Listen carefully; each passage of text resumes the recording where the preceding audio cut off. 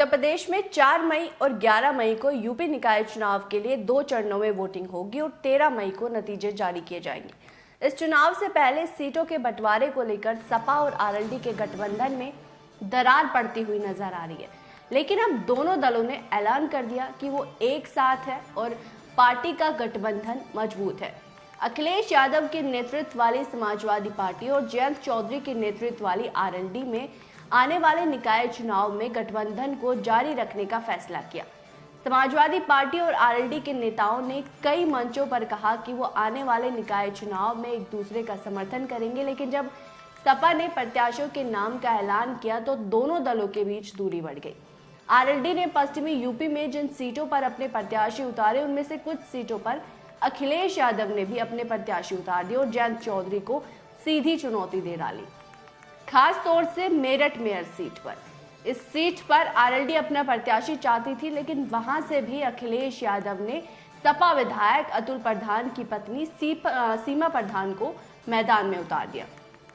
सपा और आरएलडी के बीच सीटों के बंटवारे पर खींचतान तब मंच पर आ गई जब दोनों सहयोगी ने पश्चिम यूपी की कई सीटों के लिए अपने अपने उम्मीदवारों की घोषणा की।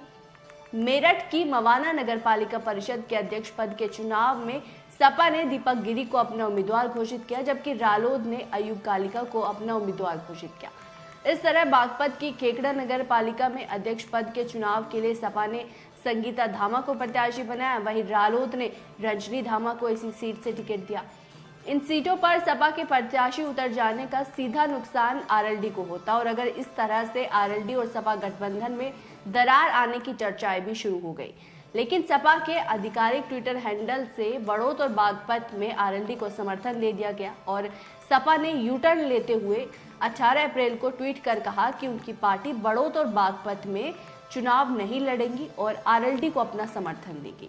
सपा सूत्रों ने कहा कि मवाना नगर पालिका के अध्यक्ष पद को लेकर दोनों सहयोगी बीच के मुद्दों पर भी सुलझा लिया जाएगा। बड़ौत और बागपत में भले ही सपा अध्यक्ष पद पर चुनाव नहीं लड़ेंगी, लेकिन पार्टी ने बड़ौत और बागपत के वार्डों में सभासद के लिए अपने प्रत्याशी उतारने शुरू कर दिए। एक तरफ जहां इन्हीं सीटों के अध्यक्ष पद पर सपा रालोद का समर्थन करने की बात कर रही है, वहीं दूसरी तरफ अपने प्रत्याशी भी उतार रही है। समाजवादी पार्टी के जिलाध्यक्ष रविंद्र यादव ने पार्टी के इस फैसले पर कहा कि सपा और रालोद के बीच सभासद को लेकर कोई गठबंधन नहीं है, इसलिए हमने सभासद के लिए प्रत्याशी उतारे और अभी 12 को भी चुनाव चिन्ह दिया जाएगा। ये प्रक्रिया अभी चल रही है और सभी जगह प्रत्याशी उतारे जाएंगे। सपा के यू टर्न के बाद आरएलडी ने भी साफ कर दिया कि दोनों पार्टी के बीच गठबंधन रहेगा। निकाय चुनाव में दोनों दल कुछ सीटों पर एक दूसरे के सामने, लेकिन इससे गठबंधन का कोई फर्क नहीं पड़ेगा।